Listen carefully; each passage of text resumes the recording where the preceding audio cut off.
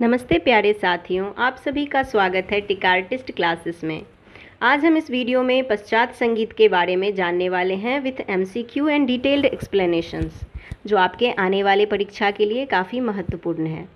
तो बिना समय गंवाए चलिए हम अपना क्लास शुरू करते हैं।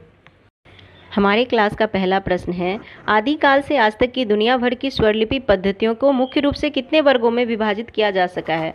आपका ऑप्शन है ए 3, बी 5, सी 4, उपरोक्त में से कोई नहीं, उपरोक्त में से एक से अधिक। सही जवाब है सी 4।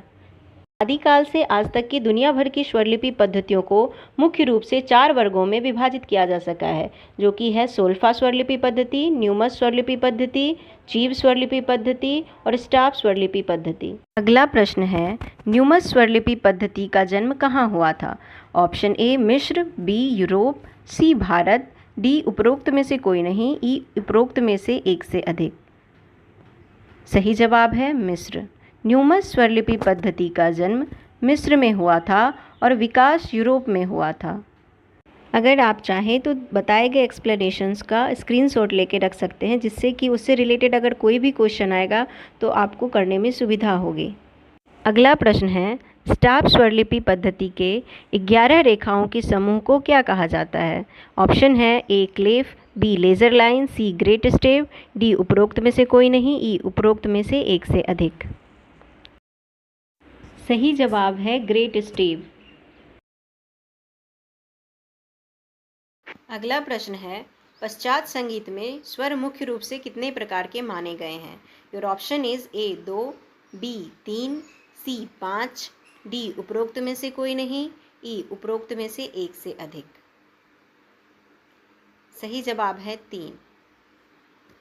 पश्चिमी देशों में भी उत्तरी भारत के समान स्वरों के 3 प्रकार माने गए हैं, जो क्रमशः है natural note, flat note, sharp note. अगला प्रश्न है, पाश्चात्य संगीत में शुद्ध स्वर के लिए किस चिन्ह का प्रयोग किया जाता है? नीचे कुछ चिन्ह दिए गए हैं, आपको उनमें से पहचानना है। सही जवाब है सी।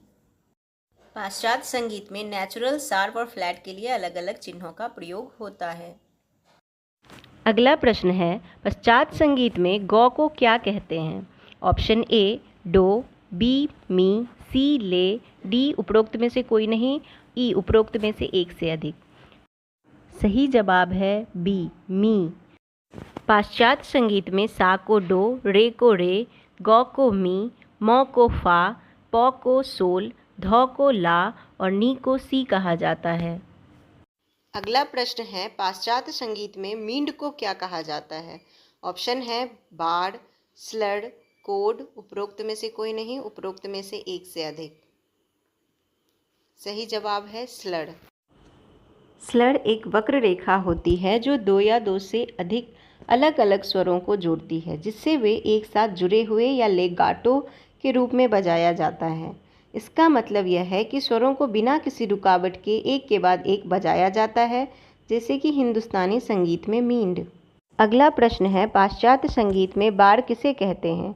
ऑप्शन ए ताली, बी खाली, सी विभाग, डी उपरोक्त में से कोई नहीं, ई उपरोक्त में से एक से अधिक। सही जवाब है सी विभाग। पाश्चात्य संगीत में विभाग को बार कहते हैं। बार का प्रयोग और अर्थ हिंदुस्तानी संगीत के समान किसी रचना के विभिन्न खंडों को दिखाने के लिए होता है। विभाग दिखाने के लिए स्वर लिपि में अपने यहाँ की तरह खड़ी रेखा खींची जाती है। अगर आपको ये वीडियो पसंद आ रहा है तो प्लीज़ मेरे चैनल को सब्सक्राइब करें। अगला प्रश्न है, हारमोनी का प्रयोग किस संगीत में किया जाता है? ऑप्शन हिंदुस्तानी संगीत, कर्नाटकी संगीत, पाश्चात्य संगीत, उपरोक्त में से कोई नहीं, उपरोक्त में से एक से अधिक। सही जवाब है पश्चात्य संगीत। हारमोनी 2 या 2 से अधिक स्वरों को एक साथ बजाने से उत्पन्न मधुर भाव को हारमोनी या स्वर संवाद कहते हैं। उदाहरण के लिए सा, ग, प या म, ध, सा स्वरों को एक साथ बजाने से हारमोनी की रचना होती है। पश्चात्य संगीत हारमोनी प्रधान ही नहीं बल्कि उस पर आधारित है। अगला प्रश्न है, हारमोनी के मुख्य प्रकार कितने हैं? ऑप्शन है 3, 2, 4, उपरोक्त में से कोई नहीं, उपरोक्त में से एक से अधिक। सही जवाब है 2। हारमोनी के मुख्य 2 प्रकार हैं। पहला सरल हार्मनी जिसे कि सिंपल हार्मनी भी कहते हैं, और दूसरा क्लिष्ट हार्मनी जिसे कि कंपाउंड हार्मनी कहा जाता है। अगला प्रश्न है, पाश्चात्य संगीत में क्रोचेट का चिन्ह संकेत करता है whole tone, half tone, quarter tone, उपरोक्त में से कोई नहीं, उपरोक्त में से एक से अधिक। सही जवाब है क्वार्टर टोन। पश्चात संगीत में बहुत सारे चिन्हों का प्रयोग होता है जिसका फोटो यहाँ पे दिया गया है। आप चाहे तो इसका स्क्रीनशॉट लेके रख सकते हैं ताकि इसे याद कर सके और आने वाले परीक्षा में इसका उपयोग कर सके। अगला प्रश्न है, पाश्चात स्टाफ नोटेशन में 3 मात्रा में 2 स्वरों का प्रयोग कहलाता है। ऑप्शन डुप्लेट, ट्रिपलेट, क्विंटुप्लेट, उपरोक्त में से कोई नहीं, उपरोक्त में से एक से अधिक। सही जवाब है डुप्लेट। यहाँ पे इसका डिटेल दिया गया है, आप इसका स्क्रीनशॉट लेके रख सकते हैं और बाद में इसे देख सकते हैं। अगला प्रश्न है, स्टाफ नोटेशन में 4 श्रुतियों के अंतराल को कहा जाता है। ऑप्शन है माइनर स्वर, मेजर स्वर, सेमी स्वर, उपरोक्त में से कोई नहीं, उपरोक्त में से एक से अधिक।